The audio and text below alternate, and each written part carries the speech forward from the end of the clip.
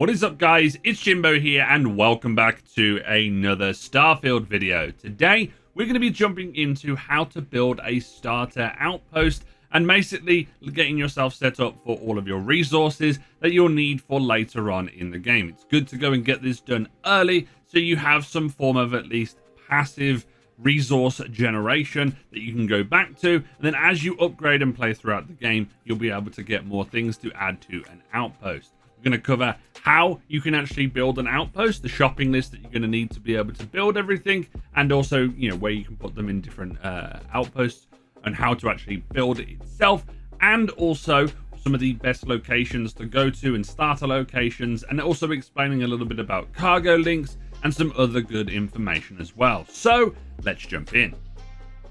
Now, when it comes to actually finding yourself an outpost and understanding how the system works, what you need to do is go to any of the planets. Like, for example, here we are on Zamka, and you need to scan the planet and it will give you a resource generation of whatever there is on this planet. So we have iron, nickel and copper here. And what you can do is when you scan the planet, you can go over all of the the different things that are around. It will show you what each of the different materials are, and if you can get a cross section here, like for example this is some iron and some helium, you will be able to put it here. You will have to land a few times to be able to find a good area, and then if you actually look in game, this is where I am right now, and this is like what it would look like when you're on the planet. And basically, in order to find these nodes when you're around, all you have to do is hold your scanner out and these will show up. Some good recommendations for a starting system to be able to get yourself a bunch of resources is Alpha Centauri is quite good because Jemison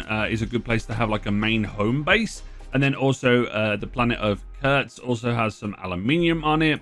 Zamka has a decent amount of resources as well. And then also Voss does too. And then everything else in this system is going to be pretty good as well. There is a couple of other areas. The system of your Poricon A. There's also Tower City you can go to. And then in the Nerian system, there is a planet called Andraphon, right? And this has iron, aluminium, and also the europium. And I've actually made a little outpost here just to remember, because I found like a three-way node that had all of these on it, and also europium, which is a very rare material. So I'll be coming back to that eventually. So yeah, that's how some of the main planets you can go and find. But basically, you want to find a system that has a decent amount of resources across everything, because in the early game you won't have access to inter-system cargo links, so you won't be able to transfer into, like, say you have a home base here. So if you can find a system that has a lot of resources that you need, then this is going to be some of the locations you want. Now that we know some good locations, we need to actually get the materials required. Now you can go and actually find the materials down on different planets, or you can head to Jemison Mercantile or any of the vendors in the game that sell resources. Just Jemison is very easy to get to because it's on Alpha Centauri, and you can go and buy the specific materials that you need. The other great thing is that if they run out of those materials, you can simply go and wait 48 hours and the renders will reset, meaning that you can buy more resources. The Alpha Centauri has things such as adaptive frames from one of them. The UC vendor has lubricant as well, which is quite good to be able to create certain things. So make sure if you've got enough credits, you can go out there and buy them. I'm not going to go over every individual piece that we're going to be putting down in our outpost, but this is what you're going to need on screen right now to get a basic mining setup started. You need 24 iron, 14 tungsten, 25 aluminium, 6 beryllium, 9 copper, 4 lubricant, and 3 adaptive frames. Make sure if you want to build like a second outpost, you use this as a main framework, and then make sure you also note down other things as well, like other materials that you'll need to be able to build those specific things in your outpost. So here we have the outpost that I've found on Zamka. This is going to be for iron. I have a landing pad set up. These are relatively cheap to make as well, but you don't have to worry about that here. And then I also have a cargo link, but I'm not going to talk about those at the moment because cargo links currently have a little bit of weirdness going on with them. Sometimes the links don't actually show up if there's more than 3. So if you have 2 outposts, they'll be able to link together. But if there's a third one, sometimes it doesn't show up as well. It's really awkward. And I'll explain a little bit more about cargo links later on in the video. But this is what the outpost looks like. We're going to go over and get ourselves an extractor. So whenever you are on an outpost area, you'll be able to find all of these little nodes or like colored areas that you can find. So this is all iron. This will sometimes be helium or aluminium or tungsten, whatever is on this specific planet. And for this specific instance, we are using iron. So I'm going to turn it and get it into a position. So we were able to pop one down here. Then I'm going to make another one, and I'm going to pop this one down just next to it right here. Well, no, it's going to be overlapping. I'm going to put another one right there. Now we need power. Now, power is a weird one because sometimes it will give you 6 power on the solar array. Sometimes it will give you 4. But in this specific instance, we're going to do this. And we're going to have 3 solar arrays because we need a total of 10 power. So I'm going to put one down here. And then we're going to put another one next to it. Nice and easy. There we go. And we're going to put another one down right here. Now we need to actually connect them. So what you need to do, go into the modify mode, hover over the solar array, hold for extras, select a wire, and then you're going to pop it right there to attach to it. Now I'm going to put the other one and attach this one into the other extractor right here.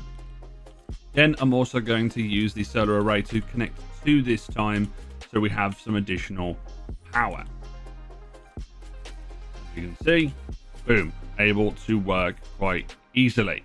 Now let's focus on storage. Storage in the game is separated into solid, liquid, and gas. And if you get some other upgrades, you will allow yourself to get bigger versions of these. But what you can also do is if you have more materials, you can essentially stack these together and they will basically fill up on their own. So that's our storage. Now we need to create an output link from our extractors. So we're going to do that.